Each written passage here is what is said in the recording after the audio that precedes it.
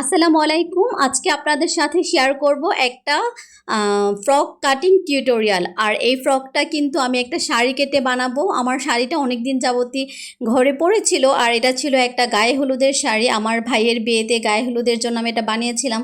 তো আসলে বারবার তো এক শাড়ি পরা হয় না, তো ভাবলাম যে ফ্রকটা দিয়ে আমার মেয়ের জন্য ফ্রক বানিয়ে দিই।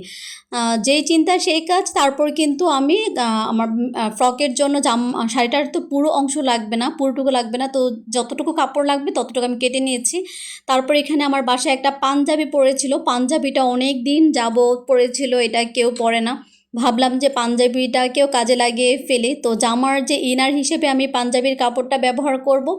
আর জামার যে আসল কাপড়, যে ফ্যাব্রিক্সটা সেমি মসলিন, সেটা হচ্ছে আমি আমার শাড়িটা দিয়ে ফ্রকটা বানাবো। তো প্রথমে তো আমি হচ্ছে যে ইনারের কাপড়টা কেটে নিয়েছিলাম। যেহেতু এটা সেমি মসলিন কাপড়, সেক্ষেত্রে কিন্তু সেমি মসলিন কাপড়ের মাপ নেওয়া যায় না। তাছাড়া হচ্ছে সুন্দরভাবে এটার মাপ নেওয়া যায় না, কাটা যায় না, মানে কাটা যায় না বলতে মাপটা নেওয়া যায় না। তো যে কারণে কিন্তু সুতি কাপড় যেহেতু ইনারটা, সেক্ষেত্রে আগে আমি ইনারটা কেটে নিয়েছি। তারপর ইনারের কাপড়টা কিন্তু আমি সেই সেমি মসলিন কাপড়ের উপর ফেলে তারপর আমি কাপড়টা কেটে নিয়েছি। আপনারা দেখতেই পাচ্ছেন আমি কিভাবে কাপড়টা কেটে নিয়েছি। আসলে জর্জেট টাইপের কাপড় বা সিনথেটিক টাইপের কাপড় হলে কিন্তু প্রথমে ইনারটা কেটে তারপর কিন্তু এভাবে যদি কাটেন তাহলে কিন্তু খুবই সুবিধা হয় কাটতে, না হয় কিন্তু কাটা যায় না। আর এটা হচ্ছে আমার জামার ফ্রকের যে নিচের পার্ট কুচির জন্য। ফ্রকটা কিন্তু খুবই সুন্দর হয়েছে। এটার সেলাই আমি করে ফেলেছি, যদিও সেলাইটা আমি সেলাই টিউটোরিয়ালটা আপনাদের সাথে শেয়ার করি নাই। তবে ফ্রকটা বানানো হয়ে গেছে, যেহেতু ভিডিওটা আমি পরে দিচ্ছি, যে কারণে হচ্ছে আমি তো জানি যে জামাটা কতটা সুন্দর হয়েছে। যাই হোক, তারপর হচ্ছে এখানে শাড়ির একটা কাপড়ের টুকরা ছিল, ওইখান থেকে টুকরোটাকে আমি 4 ভাগ করে নিয়েছি। 4 ভাগ না, সরি, 4 ভাঁজ করে নিয়েছি হাতার জন্য। আর এই হাতাটা হবে শর্ট হাতা বাট পাফ হাতা।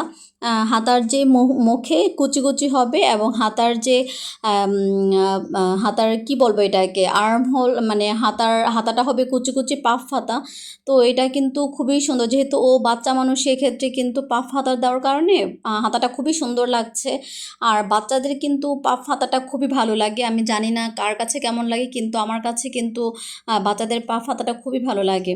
তো পাফ হাতা দেওয়ার কারণে কি হয়েছে, হাতাটাকে একটু বড় করে কেটে নিতে হয়েছে। নর্মালি যেরকম মাপ নেই হাতার জন্য, পাফ হাতার জন্য কিন্তু আরও এক্সট্রা কাপড় লেগেছে আমার এটার কুচি দেওয়ার জন্য, যেহেতু এটাতে কুচি পড়বে। যাই হোক, তারপরে কিন্তু এখানে আমি একটা আমার পাঞ্জাবির যে কাপড়, সেখান থেকে আমি কিছু কাপড় কেটে নিয়েছি। আমার কুচির যে ফ্রক, সেই ফ্রকের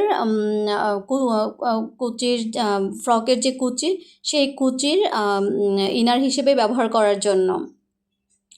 তো এভাবেই কিন্তু আমি সব কেটে নিয়েছি।